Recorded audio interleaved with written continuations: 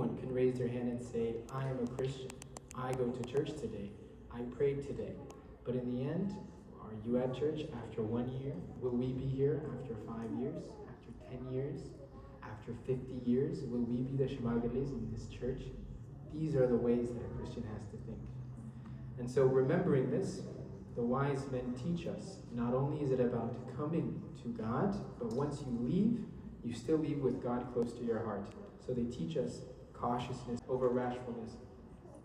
They teach us to be slow, to be patient, to wait for instruction, to be perceptive.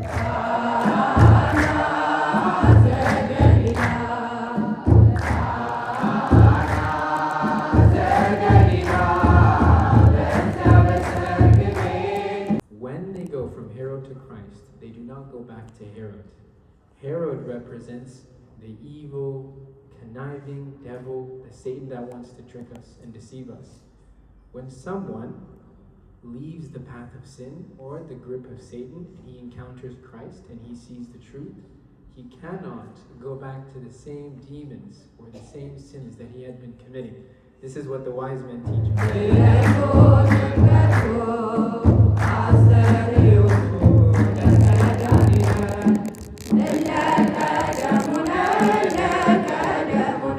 Someone rejects God, when they reject Christ, they are rejecting truth. Which means, whenever someone turns away from Christ, they're turning towards an illusion or towards a lie. That person has to sit and think, for how long am I going to lie to myself or deceive myself?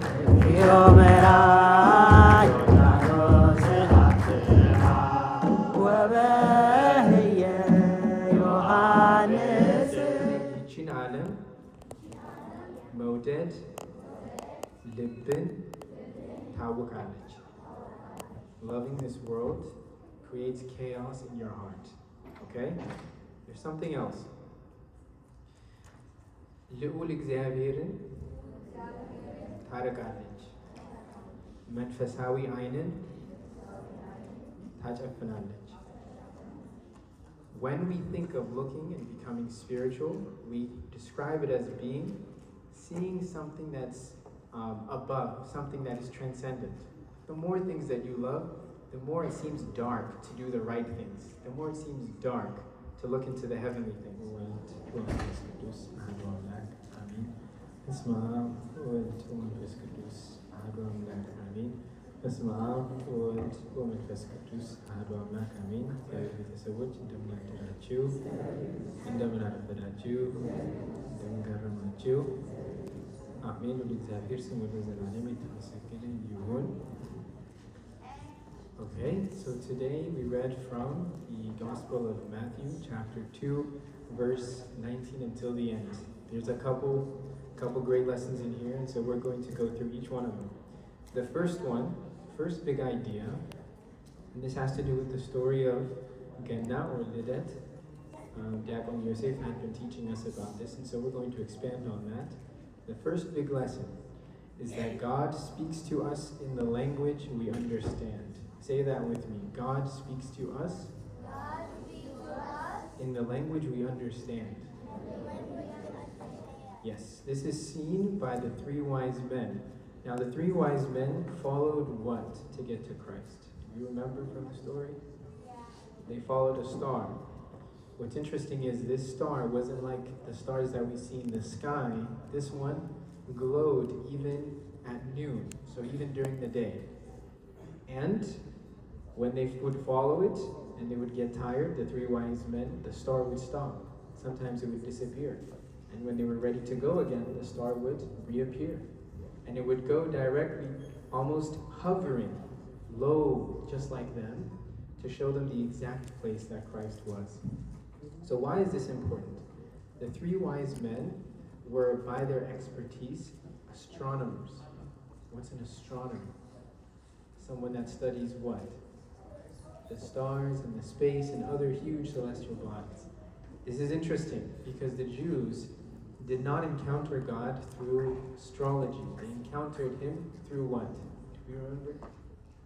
The Jews were given 10 amazing things that God had given them.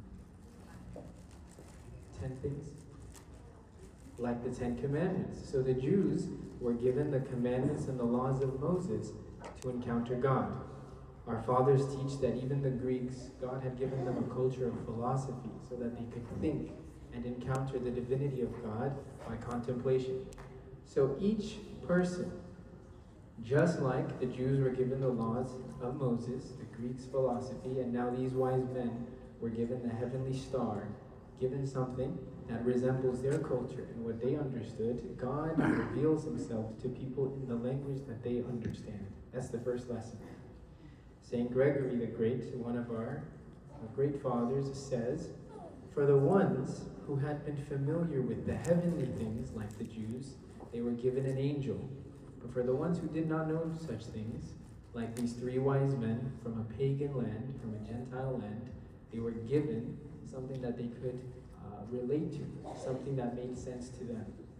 So that's the first lesson. The second lesson is, repeat after me, God wishes to produce from the dry things sweetness. Yes, he takes things that are defiled, makes them clean again, takes things that are corrupt, cleanses them, takes things that are dry, and he can make them sweet. Why is this important here? In the book of Amos, chapter 5, verse 26, it talks about people being tricked by stars. Tricked by stars. They would think that the stars could tell them the future, and that they could use it to read prophecies. God does not like this, and it gave misleading worship. And yet, God used a star to lead the 3 wise men. Why is this significant?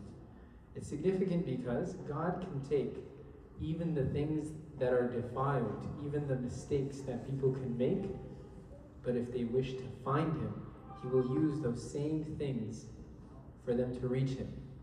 So when we think of things like our potential, our talents, our emotions and motives, when we do the wrong thing and make the mistakes that we make, God would use those same things that we have to lead us towards him. And they become secrets to our spiritual reconstruction.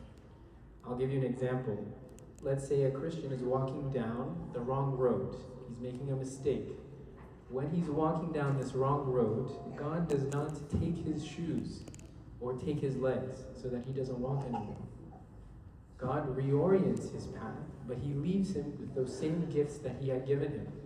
Even though he was using his legs to walk down the wrong kind of road, God uses his same legs for him to walk towards him.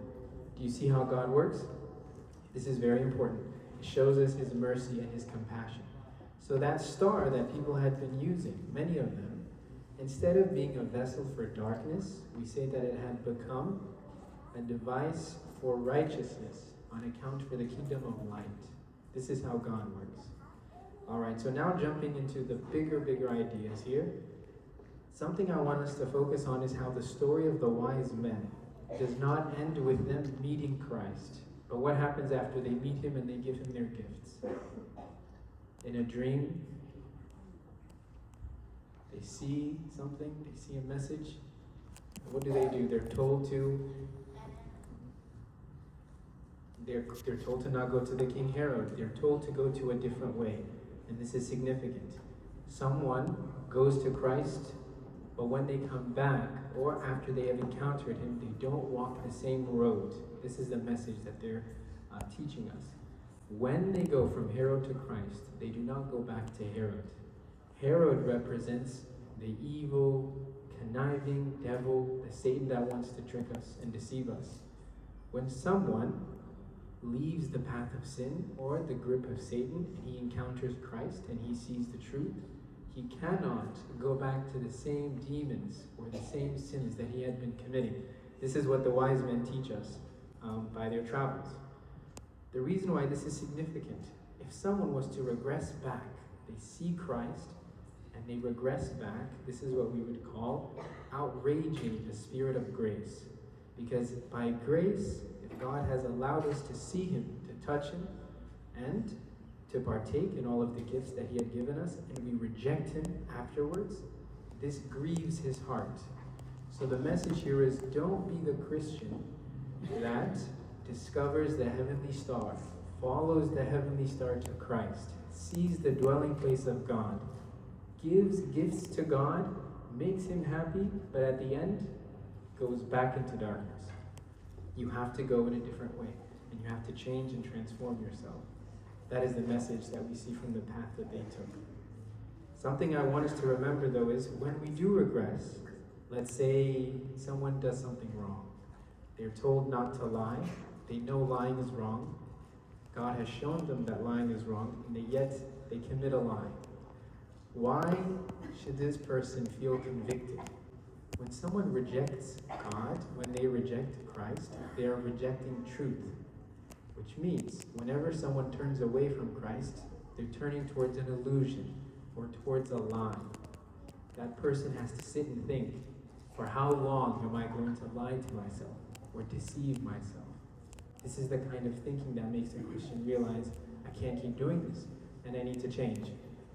The book of Ecclesiastes actually says, the fool is proved above all things by his finding zero satisfaction in any passions. If you keep searching for something, keep regressing back into sin. But every time you know you're doing something wrong, and you know there's no satisfaction, you have lied to yourself over and over again. And the fact that you can reflect and see you have no satisfaction means that you are the fool, and you need to realize that you are the fool. But what are the reasons why we might regress? And this is some of the lessons that I want us to take away today. One is when people become comfortable, when they become comfortable doing the wrong things. Everyone say falit. Say falit. Falit. This is like a small, tedious, but bad, wrong kind of habit. It starts small, but in the end it becomes a nuisance, and it can change your whole personality and your demeanor.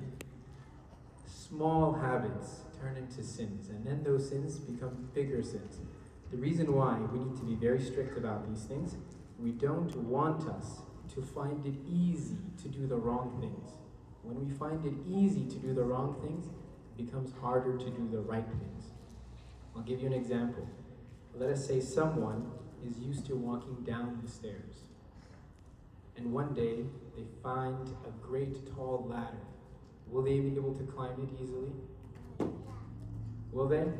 No. They will not. They're so used to going down the stairs that climbing up the stairs becomes difficult. Especially if the stairs that you give them to walk up are steeper than the ones they're walking down. Ascension towards God and ascension towards the heavenly things is much steeper than what we are used to. What this requires is we need to get used to doing the hard things in life. On the book of Ecclesiastes, it actually says this about ascension. Pay attention. It says, if anyone wants to ascend higher, go up and up.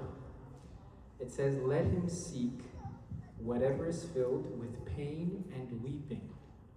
Why would someone willingly seek pain and weeping?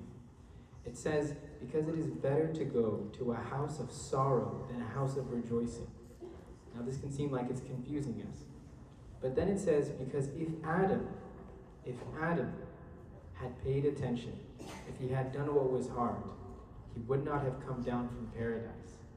The reason why he came down was because he was beguiled with pleasure. Adam did what was easy, which was to give into temptation. Eve did what was easy, to give into temptation. The message here is to ascend means to struggle. Say to ascend means to struggle. To ascend means to struggle. Yes, to confront pain, to face reality for what it is. When someone goes to a house that is in sorrow or in grief, like let's say someone had died and people are crying, that person thinks to himself, I will die one day too. I wonder how I should live my life. But the person who is out rejoicing every day might become absent-minded. They might forget that one day they will die. This is the kind of reality a Christian has to face. And we have to commit to the truth. There's actually a few things that we can say about this, and I want you to repeat after me, because these are the kinds of words that we should be saying and praying to ourselves too. Say, Yichin Alam, Moded, Libin, Tawakalij. Loving this world creates chaos in your heart. Okay? There's something else. ልዑል እግዚአብሔርን ታረቃለች፣ መንፈሳዊ ዓይንን ታጨፍናለች. When we think of looking and becoming spiritual, we describe it as seeing something that's above, something that is transcendent. The more things that you love, the more it seems dark to do the right things. The more it seems dark to look into the heavenly things. One thing I want us to remember, as we're becoming more and more spiritual, when we find the hard things in life, is to do them. Now the last things that I will finish off here with is, when the wise men had encountered Christ and they had left strong. They had left strong. They had left listening to the angel's instructions. There's a verse here that I want us to repeat. Say, better is the end of a thing than the beginning thereof. Better is the end of a thing than the beginning thereof. Something can start and we might celebrate, but in the end, it is how they finish which makes it impressive. For example, all of us might know, let's say, do we know athletes for the guys? Yes? Let's say an athlete is really talented when he's young, but after 1 year, let's say he tapers off and he gets injured. Will he be remembered? You will be remembered? Let's say there is let's say you plant a tree or a tomato plant, and this tomato plant, you see its leaf just coming right off the soil. Do you celebrate just yet? Why? It might just die. So the beginning of something is not where you celebrate, but the end. If the tomato has good fruits, then you celebrate, but you have to wait until it has fruits. If the athlete is good enough, but not just when he begins, but at the end of his career, if he finishes off brilliantly, then he's celebrated and remembered. The Christian is the same way. Anyone can raise their hand and say, I am a Christian. I go to church today. I prayed today. But in the end, are you at church after 1 year? Will we be here after 5 years? After 10 years? After 50 years? Will we be the Shemagalis in this church? These are the ways that a Christian has to think. And so remembering this, the wise men teach us, not only is it about coming to God, but once you leave, you still leave with God close to your heart. So they teach us cautiousness over rashfulness. They teach us to be slow, to be patient, to wait for instruction, to be perceptive. And one thing I will say is, when you slow down, this is when you can make your end more glamorous. When someone is very fast and very quick, oftentimes the things they're trying to pursue are short-lived. Short-lived. Okay, the last few things, these are a couple questions and answers about Jesus Christ and the finishing story, which is one, was it significant for Christ to go to Egypt? Because the angel told Joseph that he needed to go to Egypt. The answer is yes. Number one is, Joseph, when he was told to go to Egypt, he did not complain. Going from Bethlehem to Egypt was not an easy task. He did not complain. He did not procrastinate. He didn't say, maybe I'll go later. He didn't hold it off. He simply obeyed. And the trials that he had endured were a lot, and yet he was joyful. What is the significance? Our fathers teach us that God blends toil with joy. A Christian feels toil, which is like a hardship, something difficult, but he also feels joy. The hardship is so that he can be perfected in front of God. Just like how we said, pursuing suffering and pain is a good thing. In order for someone to be refined, they need to feel challenged, and this is going to be difficult. But in the end, we are also experiencing joy, so that we don't lose hope. Something else that's interesting is that in Isaiah chapter 19, there was a prophecy, a 700-year-old prophecy that said, see, the Lord is riding on a swift cloud, and he comes to Egypt. The idols of Egypt will tremble at his presence. On that day, there will be an altar to the Lord in the center of the land of Egypt. So the reason why the Virgin Mary took Christ along with Joseph, to Egypt is also to fulfill this prophecy some 700 years ago. The other thing, a lot of kids died in pursuit of trying to kill Christ. A lot of kids, toddlers, a lot of them died. There is another prophecy. Jeremiah had said some 600 years back. He said, Avoah was heard in Ramah, wailing in loud lamentations, Rachel weeping for her children. She refused to be consoled because there was no more. Who is Rachel? Rachel is Jacob's wife. Remember Abraham, Isaac, Jacob? Jacob's wife, Rachel, was buried in Bethlehem, the same place that Christ was born. And Jeremiah sees her in a vision where she is crying over her children and grandchildren. Why? Because of the cruelty that Herod had done in killing so many children. The story goes on. We're a little over time. ያስተዋል እግዚአብሔር ስሙ ለዘላለም የተመሰገነ ይሁን። ዘገሊላ